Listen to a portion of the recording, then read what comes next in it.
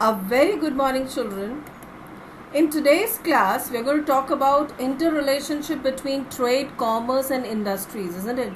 Let us have a small recap about what we did in the previous class. We did about what is an industry, what are the different types of industries, genetic industries, extractive industries, then what are then the other type of industry, that is secondary industries like manufacturing industries, construction industries, tertiary industries. In that you have, depending upon the size, large scale, small scale, heavy industries, light industries. Okay, then we did about commerce, that what is it, that there are two types of commerce: trade, its type, that is domestic trade, foreign trade. Then types of aids of trades other than trade, what all you know: transportation, warehousing, banking. So in today's class we will see that how are these trade, commerce and industry related to each other, and also one more talking, how do they differ, how would you compare them, and how would there be a difference between trade, commerce and industry. Okay, this is a very important topic of this chapter and usually question will come based on this.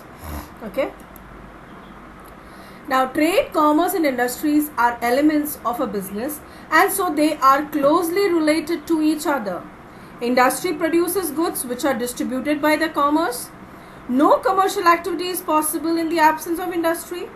At the same time, industrial production is meaningless with the distribution of goods through commerce. If industry is the backbone of commerce, commerce is the lifeline of industry. And trade is the nucleus, as it provides the necessary support to the industry and maintains a smooth flow of commerce, isn't it? So I can give you a very good example of this, children. Like for example, I have a production department and I produce leather bags. Okay, now if I don't have other commercial facility properly, that is, I'm not connected with properly with the transport, okay, and I don't have good person to sell, like I don't have wholesalers, I don't have retailers, okay, and then I don't have proper transport facility where I will store all this. If it is not there properly with me, so can I do a business? No, my product will not reach the ultimate consumer, my leather bags will not reach the consumer whom I want to send.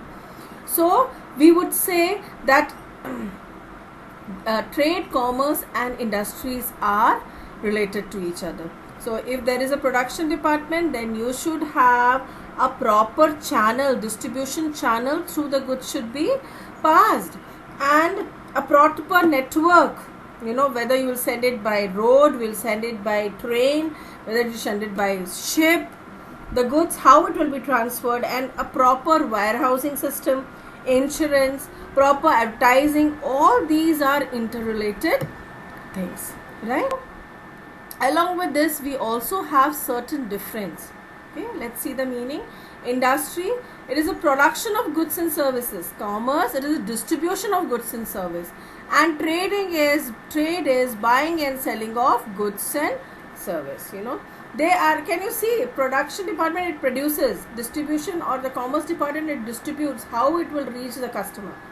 And trade, it is a properly how the goods are being bought and how the goods are being sold. Okay, capital requirement, large amount of capital in you have to invest in the beginning, isn't it? Because you have to produce, you have to buy raw materials, you should have all factors of production, 4 factors of production there. So large amount of investment is required. Now comparatively in commerce, you have less number of investment, right? And the third one is trade. Trade also, you are less capital dependent on the nature of the business. Okay, now what is the scope?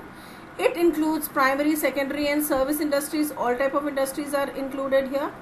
And here it includes trade and auxiliary, means how you are exporting, how you are importing, how you are sending it from one place to another, is it to a wholesaler. Okay, and this trade includes home and foreign trade, how it reaches, how it will go to the ultimate consumer. Risk in the industry, it is maximum.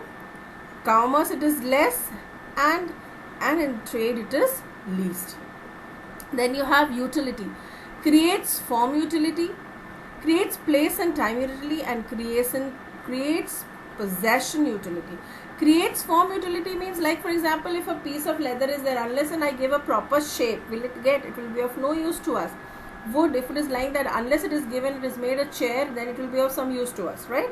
Then commerce creates place and time, and it should be reached from one place to the another. Now it is the transport. If the goods are properly delivered in proper time and stored in proper place, then the consumer will get the product at the right time. And the trade, that is the last one, creates possession utility. Actually, the product, the chair or the purse, from the production department, it reaches the real consumer.